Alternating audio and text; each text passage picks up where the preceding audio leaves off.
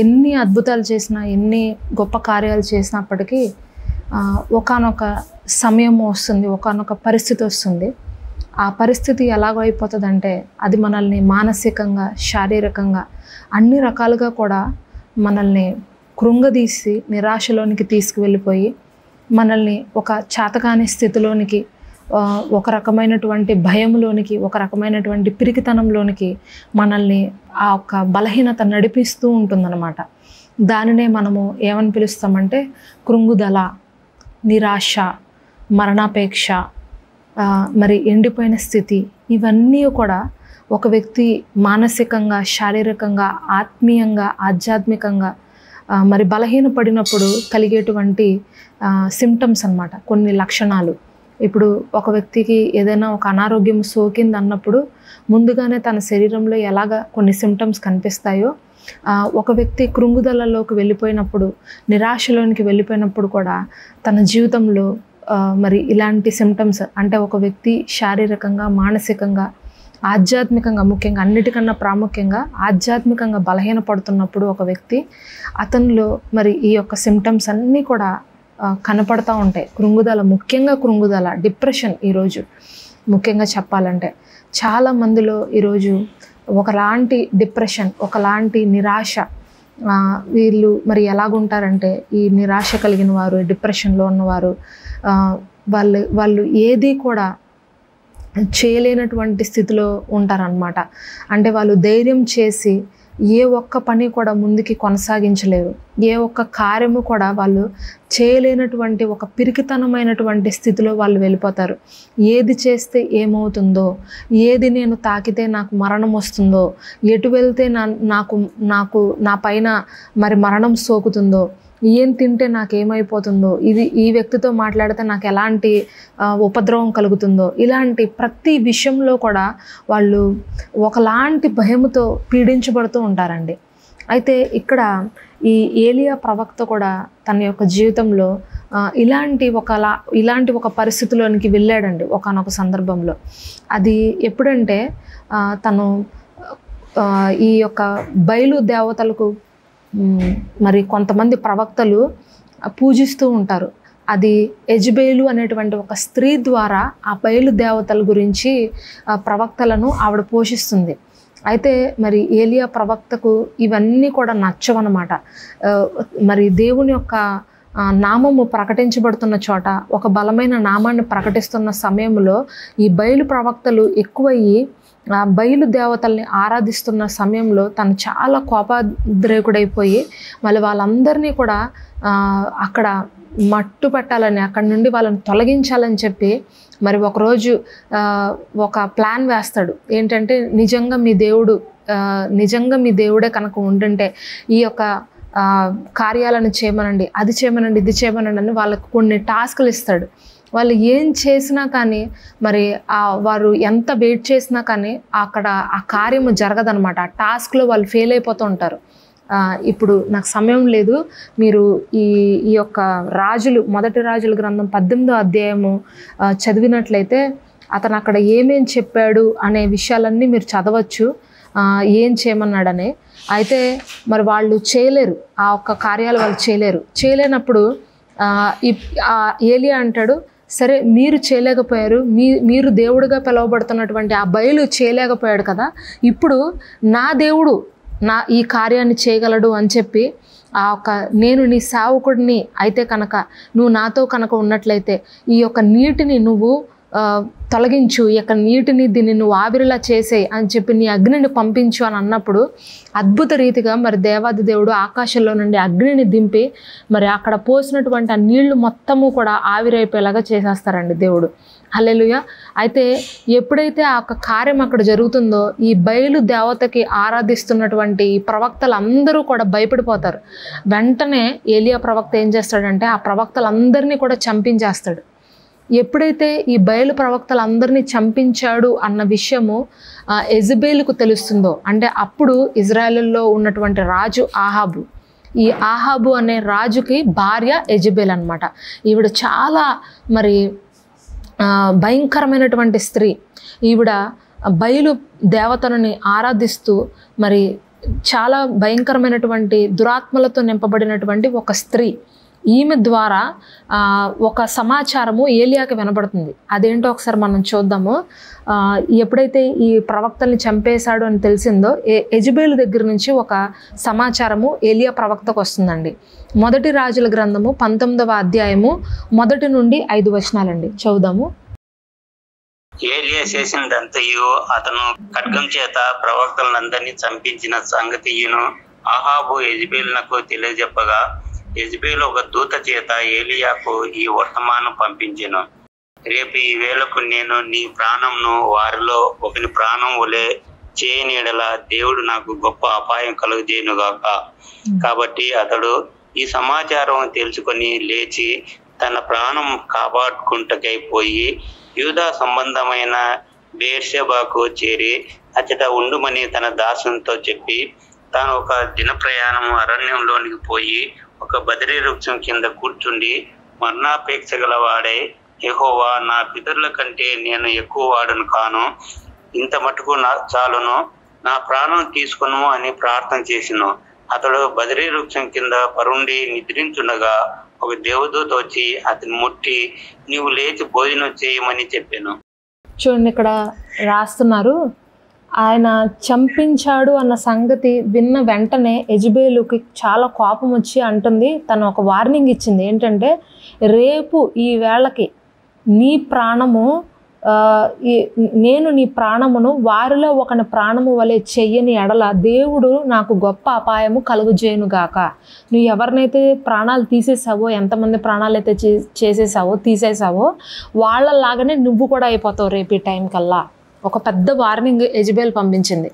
ఎప్పుడైతే ఆ యెజబేలు ఒక స్త్రీ పంపించిందో ఏలియా ప్రవక్తకి, ఆయన అంటే ఆ సమాచారం తెలుసుకొని తన ప్రాణం కాపాడుకొనుటకై యూదా సంబంధమైన బెయేర్షెబాకు చేరి అచ్చట ఉండమని తన దాసునితో చెప్పి ఒక దిన ప్రయాణం చేసి అరణ్యంలోకి పోయి బదరి వృక్ష కింద కూర్చొని ఇలాగ మొరపెట్టుకుంటున్నాడు దేవునితో. మరణాపేక్ష గలవాడే, అంటే చనిపోతాను, ఇంక అయిపోయింది నా పరిస్థితి అనుకుని దేవునితో చెప్తున్నాడు, యెహోవా, నా పితరుల కంటే నేను ఎక్కువ వాడిని కాను, ఇంత మటుకు చాలు, నా ప్రాణం ఇంకా నువ్వు తీసేసుకో అని చెప్పి ప్రార్థన చేశాడంట. చూడండి, అసలు ఈ ముందు చాప్టర్లో కనుక మీరు చూస్తే 18వ అధ్యాయంలో ఆయన చేసిన కార్యము ఎంతో గొప్ప కార్యం అండి. ఆయన దేవుని యొక్క అగ్నిని మరి ఆకాశం నుండి దింపినటువంటి వ్యక్తి, వర్షాన్ని కురిపించినటువంటి వ్యక్తి, 400 మంది ప్రవక్తల్ని చంపినటువంటి వ్యక్తి, మరి భయంకరమైనటువంటి పాపపు కార్యాన్ని ఆ నేలపై నుండి తొలగించినటువంటి గొప్ప ప్రవక్త ఒక్క స్త్రీ యొక్క వార్నింగ్కి భయపడిపోయాడు. చూసారా, అతను మరి అన్ని కార్యాలు చేశాడు, అన్ని గొప్ప కార్యాలు చేశాడు, అన్ని గొప్ప పనులు చేశాడు. ఒక మూమెంట్ అతని లైఫ్లో వచ్చింది. ఆ ఒక్క కార్యాన్ని బట్టి, ఆ ఒక్క విషయాన్ని బట్టి అతను పూర్తిగా నిరాశలోకి జారిపోయాడు, పూర్తిగా కృంగుదలలోకి వెళ్ళిపోయాడు. ఈరోజు మన లైఫ్లో కూడా అంతే. చాలా దేవుని కార్యాలు మనం చూస్తుంటాం. మన బ్రతుకులో ఎన్నో అద్భుతాలు మన జీవితంలో చేస్తాడు ప్రభు. చేసినప్పటికీ కూడా ఒక పరిస్థితి మన జీవితంలోకి వస్తుంది. ఆ ఒక్క పరిస్థితిని బట్టి ఏదో ఒక చిన్న ఇన్సిడెంట్ మన లైఫ్లో జరుగుతుంది. ఎవరి ద్వారానో ఒక మాట వినాల్సి వస్తుంది, ఒక చెడ్డ సమాచారం వినాల్సి వస్తుంది, లేకపోతే ఒక భయంకరమైనటువంటి విషయము మనం వినాల్సి వస్తుంది. ఆ టైంలో వెంటనే మనము కృంగుదల్లోకి వెళ్ళిపోతాం, ఒక నిరాశలోనికి వెళ్ళిపోతాం. ఒక అనారోగ్యం నీకు సోకింది అని చెప్పిన వెంటనే మనం నిరాశలోకి వెళ్ళిపోతాం.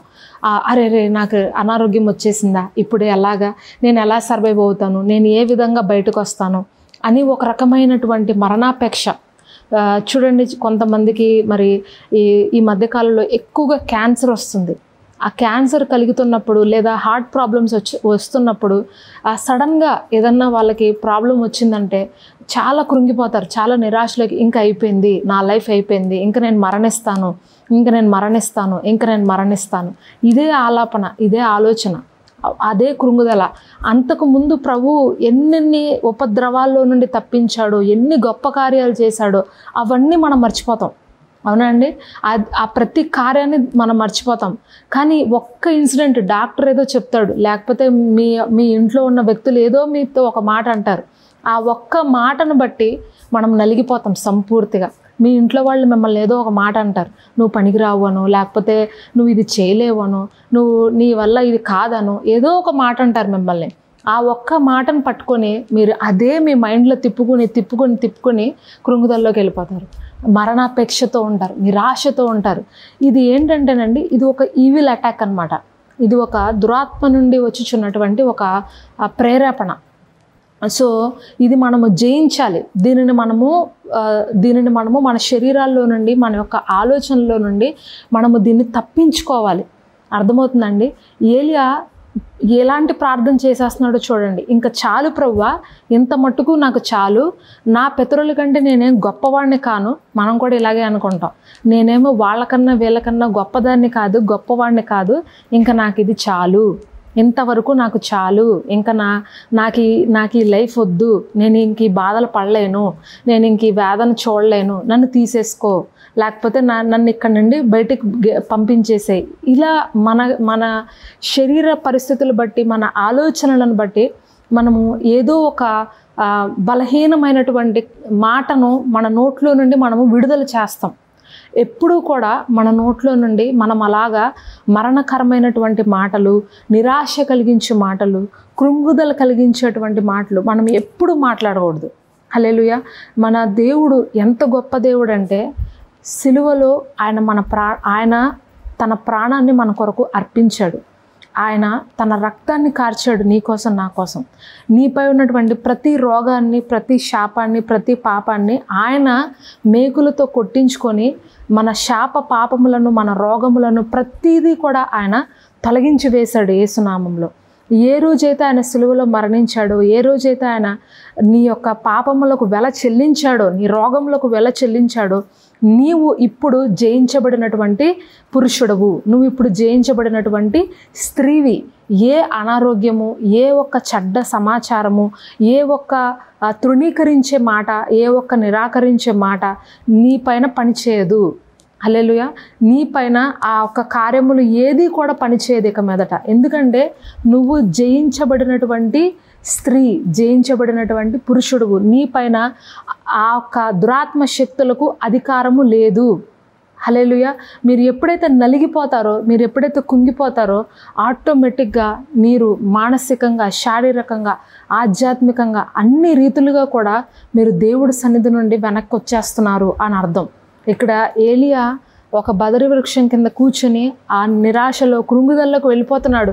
ఇంకా నాకు చాలు ప్రభువా, ఇంకా నాకు వద్దు ప్రభువా అని అన్నప్పుడు మరి దేవుడు చూడండి, ఆయన ఎంత కరుణ కలిగిన దేవుడు అంటే,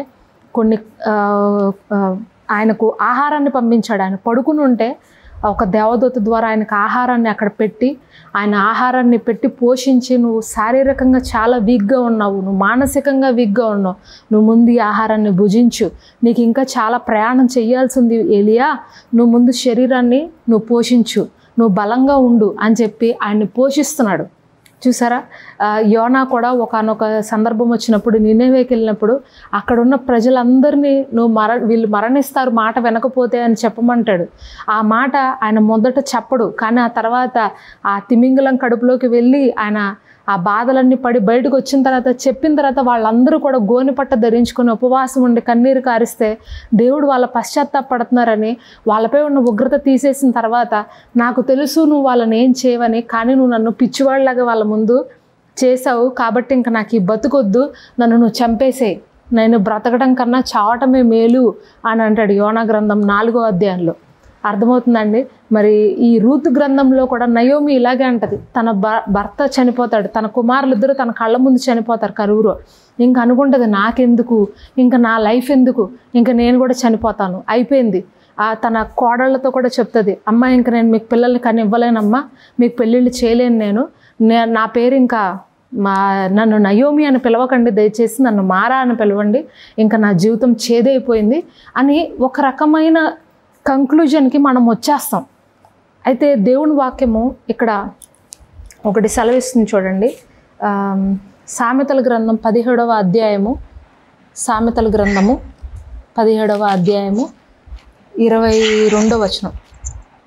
సంతోషము గల మనస్సు ఆరోగ్య కారణము, నలిగిన మనస్సు ఎముకలను ఎండిపోచేస్తుందంట. మన ఎముకలు ఎండిపోతాయి మనం ఎప్పుడైతే నలిగిపోతామో. మనం శారీరకంగా ఎండిపోతాం, ఆధ్యాత్మికంగా ఎండిపోతాం. మీరు ఎప్పుడైతే దేవుని వాక్యానికి దూరం అయిపోతారో, దేవుని మాటలకు దూరం అయిపోతారో, దేవుని వాక్యం కన్నా మనుషుల మాటలకి, డాక్టర్స్ మాటలకి, లేకపోతే అధికారుల మాట ఎక్కువగా మీలో పనిచేస్తుందంటే మీరు ఆటోమేటిక్గా మీ శరీరం అంతా కూడా ఎండిపోద్ది. కొంతమందిని చూడండి, వాళ్ళు మంచిగా పుష్టిగా ఉంటారు, వాళ్ళు ఏదో సంథింగ్ ఒక డిప్రెషన్లోకి వెళ్ళినప్పుడు, నిరాశలోకి వెళ్ళినప్పుడు మనుషులు పీలగా అయిపోయి, బక్కగా అయిపోయి, కళాకాంతి లేకుండా మొహంలో వికారంగా అయిపోతారు కదండి. ఏమైందని అంటే, ఎందుకు ఇలా అయిపోయావంటే చెప్తారు, బాధలన్నీ చెప్తారు. నాకు ఇది ఉంది, నాకు అది ఉంది, అది ఉంది, ఇది ఉందని వాళ్ళు చెప్పుకుంటారు. మేము మొన్న ఒక సహోదరుని అడిగాం అనమాట, ఒక బ్రదర్ని అడిగాం. ఆయన మరి ఫుడ్, ఆయన ఎప్పుడు కూడా బక్కగా ఉండి ఎంత తిన్నా సరే బక్కగానే కనిపిస్తారు. ఏంటి బ్రదర్, ఎందుకు మీరు ఇలా బక్కగానే ఉంటారు, ఎంత తిన్నా సరే ఎందుకు మీరు ఇలా ఉంటారు, ఏంటి మీ సీక్రెట్ ఏంటి అని అంటే, ఆయన చెప్తున్నాడు మాతో, సీక్రెట్ ఏం లేదండి, చాలా తలనిండా టెన్షన్స్ ఉన్నాయి నాకు. ఈ టెన్షన్లతో నేను ఆలోచించి ఏం తిన్నా నాకు వంట పట్టట్లేదు, అందుకనే నా బాడీ ఇలాగే ఉండిపోతుంది అని చెప్తున్నాడు. నిద్ర పట్టదు నాకు, నా టెన్షన్లకి స్ట్రెస్ ఎక్కువైపోతుంది, ఒత్తిడి ఎక్కువైపోతుంది, అందుకనే నేను ఇలా అయిపోతున్నానంటే, అప్పుడు ఆయనకి చెప్పాం, ఎందుకు మీరు బాధపడుతున్నారు, నీ దేవుడు నీతో లేడా, నీ దేవుడు నీతో ఉన్నాడు కదా. నీ దేవుడు నీతో ఉన్నప్పుడు బయట సమస్యల గురించి నువ్వు ఎందుకు అంతగా చింతిస్తున్నావు? చింతించవలసిన అవసరం నీకేంటి? ఎందుకు అంత మరణాపేక్షతో ఉంటున్నావు? ఎందుకు అంత కృంగుదలతో ఉంటున్నావు? దేవుని వాక్యం నిన్ను పోషిస్తుంది కదా, దేవుని వాక్యం ఎండిపోయిన నిన్ను బ్రతికిస్తుంది కదా. నువ్వు ఆ ఒక్క బ్రతికించే వాక్యము నీ దగ్గర ఉన్నప్పుడు, నీ చేతిలో ఉన్నప్పుడు, నువ్వు ఎందుకు ఆ ఒక్క విషయాలపైన అంతగా స్ట్రెస్ అవుతున్నావు? ఎందుకు అంతలాగా నువ్వు ఆలోచిస్తున్నావు? నువ్వు నలిగిపోతున్నావు ఎందుకు అని చెప్పినప్పుడు, అప్పటి నుండి ఆ బ్రదర్ వాక్యం చదవడం ప్రారంభించాడు. వాక్యం చదువుతూ దేవుని సన్నిధిని అనుభవిస్తూ చక్కగా మరి ఈరోజు ప్రార్థనలో కంటిన్యూ అవుతున్నాడు మాతో పాటు. హల్లెలూయా. చూడండి, నలిగిపోయిన మనస్సు అంట మనల్ని ఎండిపోయేలాగా చేసేస్తుంది. ఎండిపోతాం మనము మనలో ఇంకా జీవం ఉండదు. దేవుని యొక్క జీవము, దేవుని యొక్క మాట, ఆ సజీవమైన వాక్యం ఇక మనలో పనిచేయదు. ఏలియా కూడా అదే చేశాడు. తను ఎండిపోతున్న సమయంలో, తను వీక్ అయిపోతున్న సమయంలో దేవుడు తన ఆహారాన్ని పంపించాడు. యెషయా గ్రంథము 26వ అధ్యాయము 3వ వచనము ఒకసారి చదువుదామండి. యెషయా గ్రంథము 26వ అధ్యాయము 3వ వచనం. ఎవరి మనస్సు నీ మీద ఆనుకుంటుందో వాళ్ళని నువ్వు పూర్ణ శాంతి గలవానిగా చేస్తావంట. లోకం, అందుకనే ప్రభు అయిన యేసుక్రీస్తు వారు చెప్తారు, నేను ఈ లోకం ఇచ్చిన శాంతి ఇవ్వట్లేదు కానీ నా శాంతినే నేను మీకు అనుగ్రహిస్తున్నాను. హల్లెలూయా. దేవుని శాంతి చాలా గొప్పదండి. జీవ జలాలు ఎక్కడ ఉన్నాయంటే దేవుని మాటలో ఉంది. ఎవరైతే ఆయన యందు విశ్వాసం ఉంచుతారో, ఎవరైతే ఆయన యందు నమ్మిక ఉంచుతారో వాళ్ళకి దేవుడు అంట వారి యొక్క దప్పికను తీరుస్తాడంట. ఈరోజు మీరు దప్పికతో ఉన్నారేమో, బహుశా కృంగుదలలో, నిరాశలో, స్ట్రెస్తో, చాలా ఒత్తిడితో, టెన్షన్స్తో మీరు ఉన్నారేమో. రేపు ఏమైపోతుంది, రేపేంటి నా జీవితము, రేపేంటి నా కుమారుడు ఏమైపోతాడు, నా కుమార్తె ఏమైపోతుంది, నా ఉద్యోగంలో ఏంటి నాకు ఈ పరిస్థితి, నా ఒక పర్సనల్ లైఫ్లో ఏంటి నా పొజిషను అని ఒకలాంటి డిప్రెషన్తో మీరు ఉన్నారేమో. ఇవన్నీ కూడా జెజబెల్ స్పిరిట్స్ అండి. ఇవన్నీ యెజబెల్ ఆత్మలు. దయచేసి గమనించండి. యెజబెలు ఆత్మ ఈరోజు చాలా ఎక్కువగా మరి పనిచేస్తుంది ప్రపంచం అంతా కూడా. ఆ ఒక యెజబెలు ఆత్మ ఏంటంటే మనల్ని కృంగుదలలోకి, నిరాశలోనికి, ముఖ్యంగా మరణాపేక్షలోనికి మనల్ని తీసుకెళ్ళిపోతుంది. ఏది చెయ్యాలన్నా మరణ భయం ఈ రోజుల్లో చాలామందికి. ఏది చేయాలన్నా సరే, ఏది మాట్లాడాలన్నా, ఏది ముట్టుకోవాలన్నా, ఎవరి దగ్గరికి వెళ్ళాలన్నా, ఒక ఊరు ప్రయాణం చేయాలన్నా కూడా చాలామంది ఈ రోజుల్లో భయపడుతుంటారు.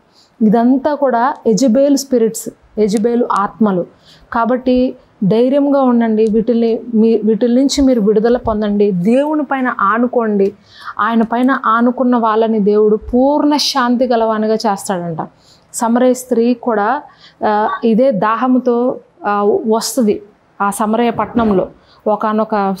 ఒకానొక టైం వచ్చినప్పుడు ఆమెను గురించి తెలుసుకున్నటువంటి యేసుక్రీస్తు ప్రభువారు ఒకరోజు మధ్యాహ్నము పూట ఆమె దగ్గరకు వెళ్ళి ఆమెకు, నువ్వు తాగే నీళ్ళ వల్ల నువ్వు తాత్కాలికమైన దాహాన్ని తీర్చుకుంటావు, కానీ నేనిచ్చు నీళ్లు కనుక నువ్వు తాగితే నువ్వు శాశ్వతముగా నీ యొక్క దప్పిక తీరుతుంది, నేనే నీ రక్షకుడిని, నేనే నీ మెస్సైను, నువ్వు దేనికోసం ఎదురు చూస్తున్నావో అది ఇవ్వటానికి నేను నీ దగ్గరకు వచ్చాను అని ప్రభువు ఆమెతో చెప్పినప్పుడు ఆ జీవజలాన్ని తాగింది. ఆమె దేవుడిచ్చిన జీవజలాన్ని తాగినప్పుడు ఆమె పాపాన్ని అక్కడికక్కడ విడిచిపెట్టి ఆ కృంగుదల వదిలేసి, నిరాశను వదిలేసి పట్టణంలోనికి వెళ్ళి అందరికీ సాక్షిగా ఆమె నిలబడిందంట.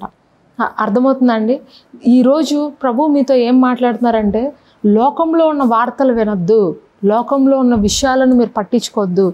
దేవుని వాక్యము మీలో పనిచేయాలంటే లోక వార్తలు వెంట మానేయాలండి. ఫస్ట్ ఆఫ్ ఆల్ లోకంలో జరిగే వార్తలు, లోకంలో మనుషులు చెప్పుకునే మాటలు, కబుర్లు, ముసలమ్మ ముచ్చట్లు, తర్వాత ఈ యొక్క భయం కలిగించే మాటలు, ఈ స్ట్రెస్ వచ్చే మాటలు, ఇవన్నీ వెంట మానేయండి దయచేసి. ఇవి ఎప్పుడైతే మీరు మానేస్తారో అప్పుడు మీలో దేవుని వాక్యం అనేది ఫలించడం ప్రారంభిస్తుంది. ఆ దేవుని వాక్యం మీలో ఫలిస్తున్నప్పుడు, అది కార్యం చేస్తున్నప్పుడు తప్పకుండా మీరు ఆ ఒక తృప్తి చెందినటువంటి స్థితిలోనికి వెళ్తారండి. దుప్పి నీటి వాగుల కొరకు మరి పరిగెడుతున్నట్టు నేను కూడా, నా ప్రాణము కూడా నీ కొరకు పరిగెడుతుంది అని దావీదు భక్తుడు రాస్తాడు కీర్తనలో. దుప్పి ఎలాగా ఆశ కలిగి ఉంటుందో దేవుని ఆ నీళ్లు తాగాలని, నా ప్రాణము కూడా అలా నీ కొరకు తృష్ణగొని ఉంది. నీవు మాటలు వినాలని, నీ మందిరంలో కూర్చోవాలని, నీపైన ఆనుకోవాలని, నీ కొరకు నేను ఉండాలనే ఆశ. పరిశుద్ధాత్మ దేవుడిని ఎవరిని వాడుకుంటాడంటే, ఎవరిని మహిమపరుస్తాడంటే ఆశ కలిగిన వారిని పరిశుద్ధాత్మ దేవుడు వాడుకుంటాడండి. వాళ్ళపైన ఆయన మహిమను దింపుతాడు. హల్లెలూయా. ఆశ ఉండాలి, ఆకలి ఉండాలి. నేను ఏదో ఒకటి వినాలి, నేను ఏదో ఒకటి నేర్చుకోవాలి, దేవుని మాట ఏదో ఒకటి ఈరోజు నేను వినాలి. ఆ ఆశ ఏదైతే ఉంటుందో అది నిన్ను ఉదయం త్వరగా లేచేలాగా చేస్తుంది. అది నిన్ను దేవుని వాక్యాన్ని పదే పదే వినేలాగా చేస్తుంది. దేవుని వాక్యం కోసం ఎంతైనా త్యాగం చేసేలాగా నిన్ను మారుస్తుంది. ఆ ఆశ, ఆ ఆకలి ఏదైతే ఉంటుందో అది ఎంతవరకైనా సరే నిన్ను ధైర్యంగా ముందుకు తీసుకెళ్ళిపోతుంది. అలాంటి గొప్ప గొప్ప కార్యాలు ఎవరు చేయగలుగుతారంటే ఆశ కలిగిన వారు, ఆకలి కలిగిన వారు. ఈరోజు ప్రభు చెప్తున్నారు, నా కోసం నువ్వు ఆకలి కలిగి ఉండు, మంచి విషయాలపైన నీ దృష్టిని నువ్వు పెట్టుకో. ఏవి రమ్యమైనవో, ఏవి ఖ్యాతి గలవో, ఏవి మాన్యమైనవో, ఏవి ఘనమైనవో నువ్వు వాటి యందే నీ దృష్టి నిలుపు. నీ చింత యావత్తు నువ్వు నా మీద పెట్టు, నేను నీకు సమాధానమును నెమ్మదిని ఇస్తాను. ఏ రోగము నిన్నేమి చేయదు, ఏ బాధ నిన్నేమి చేయదు, ఎలాంటి తృణీకారపు మాటలు నిన్నేమి చేయవు. నీ ఉద్యోగంలో ఉన్నటువంటి పరిస్థితులు నీ యొక్క జీవితం పైన నీకు ఎలాంటి ప్రభావాన్ని చూపవు. నేను నీకు తోడుగా ఉంటాను. నీ బిడ్డలు నిన్ను మోసగించిన, నీ బిడ్డలు నిన్ను వెలివేసిన, నీ కుటుంబంలో నిన్ను ఎలాంటి నీచమైన స్థితిలో నిన్ను చూసినా, వారు నీతో ఎలా ఉన్నా సరే నేను నీతో ఉన్నాను. నీలో ఉన్నవాడు ఈ లోకంలో ఉన్నవాడి కన్నా కూడా గొప్పవాడు అని దేవుని వాక్యం సెలవిస్తుంది. కనుక దేనికోసం మీరు స్ట్రెస్ ఫీల్ అవ్వకండి ప్రియమైన సోదరి సోదరుడా. దేని గురించి మీరు పట్టించుకోవద్దు. ఏలియా అంత గొప్ప ప్రవక్త అయినా ఆయన కూడా మరణాపేక్షలోకి వెళ్ళిపోయాడు ఒక స్టేజ్ వచ్చినప్పుడు. మనం ఎంత చెప్పండి ఆయనతో పోల్చుకుంటే. గొప్ప గొప్ప ప్రవక్తలే కృంగుదల్లో పడిపోయారు, మరణాపేక్షలో పడిపోయారు. అయితే మనకు ఒక నిరీక్షణ ఉంది. అదేంటంటే ప్రభువైన యేసుక్రీస్తు వారు పరిశుద్ధాత్మ దేవుడిని మనకు అనుగ్రహించారు. వాళ్ళ టైంలో పరిశుద్ధాత్మ దేవుడు లేడు. ఆయా సమయాల్లో వచ్చి వాళ్ళకి ఆ టైంలో ఆ పని జరిగించి వెళ్ళిపోయాడు పరిశుద్ధాత్మ దేవుడు. కానీ ఇప్పుడు ఈ కొత్త నిబంధనలో ఏంటంటే మనకున్న నిరీక్షణ ఏంటంటే ప్రభువైన యేసుక్రీస్తు వారు ఏం చెప్పారంటే, నేను వెళ్ళుచున్నాను, అయితే నా ఆదరణకర్తను మీ వద్ద పంపిస్తున్నాను, ఆయన సదాకాలం మీతో ఉంటాడు. అర్థమవుతుందండి? నేను చెప్పిన సంగతులు, నా తండ్రి చెప్పిన సంగతులు ఆయన మీతో ప్రకటిస్తాడు, కానీ మరి ఏది కూడా ప్రకటించాడు వేరే విషయాలు. కనుక పరిశుద్ధాత్మ దేవుణ్ణి మీరు స్వీకరించండి, ఆయన ఆత్మాభిషేకాన్ని పొందండి. అప్పుడు ఈ మరణాపేక్ష, ఈ కృంగుదల, ఈ నిరాశ మిమ్మల్ని ఏలుబడి చేయదు. ఏ విషయాలను బట్టి కూడా దయచేసి చింతించద్దు, స్ట్రెస్గా ఫీల్ అవ్వద్దు. మరి మీలో ఎవరు అంత స్ట్రెస్గా ఉన్నారో నాకు తెలియదు. మరి ఈరోజు ప్రభువు నన్ను ఉదయం నుండి ప్రేరేపిస్తున్నారు ఇదే మాటలు చెప్పమని. ఎవరో స్ట్రెస్ ఫీల్ అవుతున్నారు, ఎవరో బాగా ఓవర్గా మరి చింతిస్తున్నారు. మరి ఒకలాంటి మరణాపేక్షతో భయముతో ఉన్నారు అని ప్రభు నాతో మాట్లాడారు. సో అందుకోసమే నేను ఈ టైంలో ఈ యొక్క వాక్యాన్ని ప్రకటిస్తున్నాను. కాబట్టి ఆ భయాల నుంచి మీరు తొలగించబడి మీరు సంతోషంగా సమాధానంగా మీకు దేవుడిచ్చినటువంటి ఈ యొక్క జీవితమును దేవుని కోసము జీవించండి. ఏది ఎంత మాత్రం మీకు హాని చేయదు. ఆయన మీ ముందు వెనక ఆవరించి ఉన్నాడు. ఆయన తలంపులతో మీరు మీ తలంపులను నింపుకొనండి. తద్వారా మీరు ప్రతి విషయంలో కూడా సమాధానాన్ని సంతోషాన్ని పొందుకుంటారు. మీరు చేయు ప్రతి కార్యమును కూడా దేవుడు సఫలపరుస్తాడు యేసునామంలో. హల్లెలూయా. మీకు అటువంటి కృప అటువంటి ఆదరణ ఈ రాత్రి కలుగునుగాక. మీకు తృప్తి కలిగిన జీవితము ప్రభువైన యేసుక్రీస్తు వారు ఇచ్చుదురుగాక. ఆమేన్. మరి ఈ టైంలో మనము ప్రేయర్ చేసుకుందామండి. ప్రేయర్ చేసుకుని ఈ యొక్క మీటింగ్ని ముగిద్దాము. పరిశుద్ధుడా, ప్రేమ కలిగిన మా తండ్రి యేసయ్య, నీకు వందనాలు స్తోత్రాలు ప్రభా. మరి ఏలియా ప్రవక్త నాయన, మరి ఆయన మరణాపేక్షలోకి వెళ్ళి ఇక నాకు చాలు, ఈ జీవితం ఎంత మటుకు నాకు చాలు, నేను ఇంకా జీవించలేను, నన్ను తీసుకో అని ఆయన ప్రకటించినప్పుడు కూడా నువ్వు ఆయన్ని విడిచిపెట్టకుండా ఆయనను పోషించావు ప్రభా. తండ్రి, ఆయనను నువ్వు కాపాడవు తండ్రి. ఆ యెజబేలు ఆత్మల నుంచి ఆయన నువ్వు విడిపించి ప్రభా, ఎవరైతే మరి ఆ ఒక వార్నింగ్ ఇచ్చారో ఆ స్త్రీని నువ్వు అతి ఘోరంగా నువ్వు ఆమె అంతమొందించావు తండ్రి. అయ్యా, మరి ఈరోజు ఎవరి ద్వారా అయితే మరి ఇక్కడ ఉన్నవారు మరి ప్రేరేపించబడుతున్నారు, బాధ చెందుతున్నారు, స్ట్రెస్గా ఫీల్ అవుతున్నారు, అట్లాంటి వారందరి నుంచి నీ ప్రియులందరినీ విడిపించమని యేసు నామములో వేడుకుంటున్నాను తండ్రి. ఏ మరణాపేక్ష వీళ్ళని ఏలుబడి చేయకుండాను గాక, ఏ భయము, ఏ ఆందోళన, ఏ ఒక్క తండ్రి మరి వేదన కలిగించు పరిస్థితులు వీరిని ఏలుబడి చేయకుండాను గాక తండ్రి.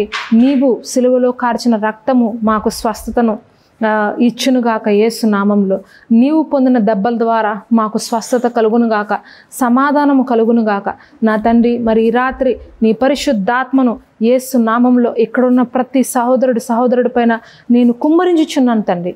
అయ్యా, నీ దాసురాలుగా నాయన మరి యొక్క ఆత్మను కుమ్మరిస్తుండగా ఈ రాత్రి ఎవరెవరైతే అలాంటి వేదనలతో ఉన్నారో, అలాంటి చికాకులతో ఉన్నారో అట్లాంటి వాళ్ళందరినీ నువ్వు తాకుతండ్రి ఈ సమయంలో ఈ రాత్రి. అయ్యా, నీ జీవ జలములతో వాళ్ళని తృప్తిపరచండి. సమరయ స్త్రీని నువ్వు తృప్తిపరచావు అయ్యా, యోనాని నువ్వు తృప్తిపరచావు, ఏలియాని నువ్వు తృప్తిపరచావు. అలాగే తండ్రి మరి నాయన ఎవరైతే తండ్రి మరి ఈరోజు కృంగుదలతో నిరాశతో ఉన్నారో అట్లాంటి వాళ్ళందరినీ కూడా నువ్వు తృప్తిపరచు ప్రభు. నీ జీవ జలాన్ని ఇచ్చి తండ్రి వాళ్ళని తృప్తిపరచండి యేసు నామములో తండ్రి.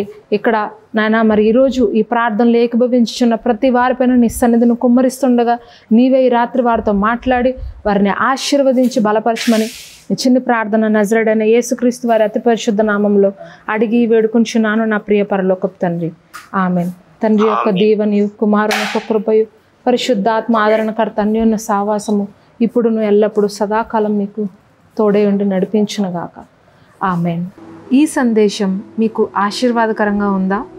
ప్రభు మీతో మాట్లాడారా?